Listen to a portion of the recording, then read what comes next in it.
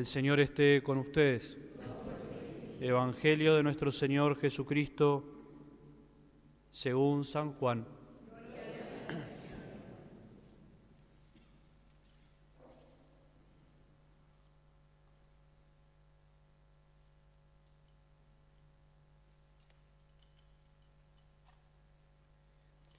Después de escuchar la enseñanza de Jesús, muchos de sus discípulos decían: «Es duro este lenguaje, ¿quién puede escucharlo?». Jesús, sabiendo lo que sus discípulos murmuraban, les dijo: «¿Esto los escandaliza? ¿Qué pasará entonces cuando vean al Hijo del Hombre subir donde estaba antes? El Espíritu es el que da vida, la carne de nada sirve. Las palabras que les dije son espíritu y vida. Pero hay entre ustedes algunos que no creen». En efecto, Jesús sabía desde el primer momento quiénes eran los que no creían y quién era el que lo iba a entregar. Y agregó: «Por eso les he dicho que nadie puede venir a mí si el Padre no se lo concede». Desde ese momento, muchos de sus discípulos se alejaron de él y dejaron de acompañarlo. Jesús preguntó entonces a los 12: «¿También ustedes quieren irse?». Simón Pedro le respondió: «Señor, ¿a quién iremos? Tú tienes palabras de vida eterna. Nosotros hemos creído y sabemos que eres el Santo de Dios». Palabra del Señor.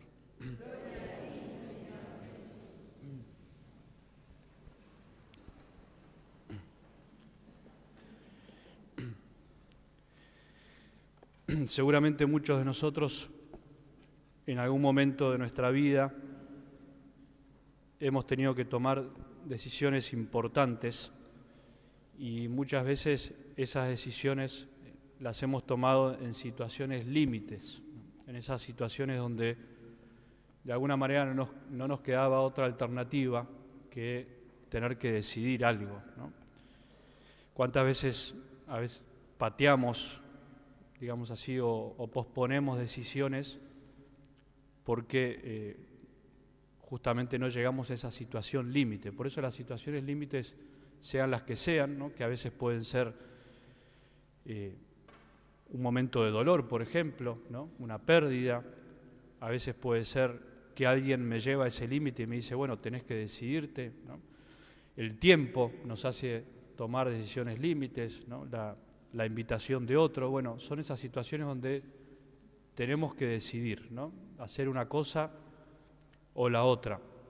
Y en esas situaciones límites, creo yo, se pueden dar como dos alternativas, ¿no? O tomar la decisión realmente con conciencia, ¿no? Sabiendo lo que hacemos, con decisión, con profundidad, o a veces en las situaciones límites terminamos decidiendo, justamente como no nos queda otra, decidimos lo que creemos que es mejor, pero no con una decisión profunda que nos hace mantenernos en el tiempo, ¿no? Y perseverar. Digo esto porque hoy en la liturgia se nos presentan en la primera lectura y en el Evangelio como dos situaciones límites, ¿no? La primera, la historia del pueblo de Israel, que todos conocemos, que cuando llega a la tierra prometida y Moisés finalmente Dios le dice que no va a entrar a la tierra prometida, que cumplió su misión, le encarga a Josué esa tarea de conducir al pueblo hacia ese don maravilloso, ¿no? Que por supuesto siempre tiene la simbología para nosotros del cielo, ¿no? La tierra prometida del cielo, pero también en nuestra vida concreta de hoy lo podemos pensar, bueno, todos esos dones que Dios nos prometió y nos va dando. Bueno, podríamos pensar que la Eucaristía también es la tierra prometida, es el cielo aquí en la tierra, ¿no? Bueno, Josué pone al pueblo, lo expone al límite de decir: bueno, miren, ahora vamos a entrar a este don maravilloso que Dios nos regaló. Mi familia y yo decidimos servir a Dios, y ustedes, ¿qué quieren hacer?, ¿no? Bueno, y creo yo que finalmente por la historia, ¿no? Porque sabemos después lo que pasó, el pueblo terminó tomando esas decisiones que digo yo que a veces no fue totalmente consciente, totalmente decidida porque el pueblo, por supuesto, dice que sí, no vamos a servir al Señor, no vamos a servir a otros dioses, no nos vamos a mezclar con otros pueblos, y finalmente la historia muestra que el pueblo termina muchas veces siendo infiel a esa promesa, termina mezclándose con otros pueblos, ¿no? Y finalmente pierden la tierra prometida, ¿no? Sabemos que el pueblo de Israel fue 2 veces desterrado, ¿no? Bueno, esa es la primera situación límite que presenta hoy la liturgia, ¿no? Y la segunda en el Evangelio, ¿no?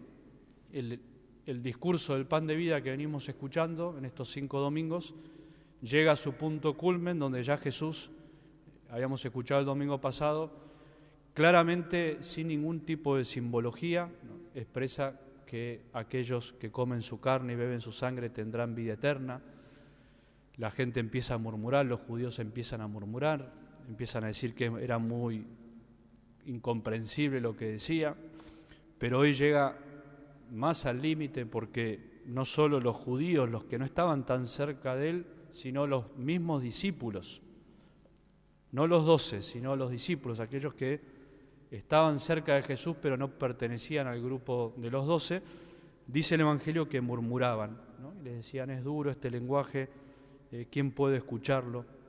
Y por eso Jesús les pregunta, si esto los escandaliza, ¿qué será cuando vean al Hijo del Hombre volver donde ha venido? En el fondo les estaba diciendo, si les escandaliza la Eucaristía, si les escandaliza este don maravilloso que les voy a dejar, ¿qué va a pasar cuando me vean morir? ¿No? Cuando me vean morir en la cruz. A eso se refería Jesús. Bueno, y Jesús aprovecha esta situación, este abandono masivo, se empieza a quedar solo y los mira a sus 12, a los más cercanos, y les hace esta pregunta que nos sirve tanto a nosotros, ¿no? Para preguntarnos también, o dejarnos que Jesús nos pregunte hoy, bueno, ¿también ustedes quieren irse? ¿También ustedes quieren irse? ¿Quieren hacer lo mismo que hacen todos? ¿O quieren decidirse a estar conmigo, ¿no? Bueno, ahí surge la respuesta que creo que es más profunda y creo que es la respuesta de Pedro, que simboliza también a la Iglesia, y hoy también la tenemos que volver a decir, y Pedro responde también de alguna manera con una pregunta y con una afirmación. Señor, ¿a quién iremos? ¿No? Tú tienes palabras de vida eterna, ¿no? Es una confesión de fe. Jesús los estaba invitando durante todo el discurso a creer, ¿no? La obra de Dios es que ustedes crean, decía Jesús, y por eso finalmente Pedro simboliza al pequeño rebaño de Dios, ¿no? No a la multitud, sino a los pocos que terminan quedando cuando Jesús parece que no minimiza su mensaje, sino que al contrario lo va profundizando. Lo segundo que quería que pensemos es justamente la actitud de Jesús, ¿no? Nosotros podemos ver en este discurso que, al contrario de lo que haría cualquier líder humano, ¿no? Cualquier líder de este tiempo, de todos los tiempos, al ver que va perdiendo seguidores, es tratar de cambiar el mensaje, ¿no? Tratar de decir otra cosa, tratar de decir, bueno, entendieron mal, quise decir otra cosa. No, todo lo contrario, Jesús va profundizando su mensaje y no lo cambia en nada, ¿no? Y en definitiva, lo que podemos decir es que a Jesús evidentemente no le interesa el número, sino, o como se dice habitualmente, no importa la cantidad, sino la calidad, ¿no? En definitiva, Jesús no vino a sumar adeptos cambiando el mensaje que el Padre le había mandado decir, sino que viene a sumar aquellos que están decididos a aceptar el mensaje, ¿no? Aquellos que están decididos a aceptar profundamente lo que estaba diciendo, ¿no? Y esto nos puede venir a la cabeza tantas cosas que escuchamos, ¿no? A veces de la Iglesia, o lo que se le dice a la Iglesia que tiene que hacer, ¿no? ¿Cuántas veces hemos escuchado la Iglesia debería cambiar su mensaje, ¿no? La Iglesia debería ayornarse un poco a lo que el mundo de hoy propone, porque cada vez somos menos, cada vez nos vamos quedando pocos en la Iglesia, y sin embargo, ¿no? Si miramos a Jesús, evidentemente a Jesús no le interesó eso, y no porque no le interese que lo sigan, sino porque le interesa que lo sigamos decididamente y con profundidad. Y le interesa, por supuesto, nuestra salvación, ¿no? Y nuestra salvación no es que Dios adecúe lo que quiere decirnos a nuestra mentalidad, que la Iglesia no se adecúe al mundo, sino que al contrario, nosotros aceptemos la verdad de Dios y tratemos de vivir como Él nos enseña. Eso, por supuesto, no quiere decir que la Iglesia tiene que buscar modos distintos a veces de decir las cosas, pero siempre sin cambiar la esencia de lo que Jesús vino a enseñarnos. Bueno, creo que una enseñanza para nosotros hoy también es darnos cuenta que en definitiva no tenemos que preocuparnos tanto por el número, ¿no? No tenemos que preocuparnos tanto por cuántos somos, ¿no? Sino por cómo estamos respondiendo al mensaje, ¿no? Ya hace muchísimos años Ratzinger, después Papa Benedicto, tenía una entrevista que le habían hecho donde expresaba que la Iglesia del futuro, ¿no? En el año 68 decía esto, la Iglesia del futuro perderá adeptos, decía, ¿no? La Iglesia del futuro ya no será la Iglesia de las multitudes, la Iglesia que tenga una influencia a veces sobre la sociedad como la tenía anteriormente, sino que será la Iglesia, decía él, siempre me quedó marcado, la Iglesia de la decisión, ¿no? La Iglesia de aquellos que decidimos seguir a Jesús, aun cuando vemos que muchos se van, aun cuando vemos que muchos no comprenden, como le pasó a Jesús, aun cuando muchos cuestionan a la Iglesia y cuestionan el mensaje de Jesús, ¿no? Y eso, aunque a veces cueste, aunque a veces sea duro, nos tiene que dar consuelo, ¿no? Porque como en definitiva respondió Pedro, nosotros tenemos que responder hoy también y siempre, ¿a quién iremos, ¿no? ¿Qué vamos a hacer, ¿no? Ya hemos probado a veces tantas cosas, ya vemos que tanta gente que se aleja finalmente sin Dios no puede vivir,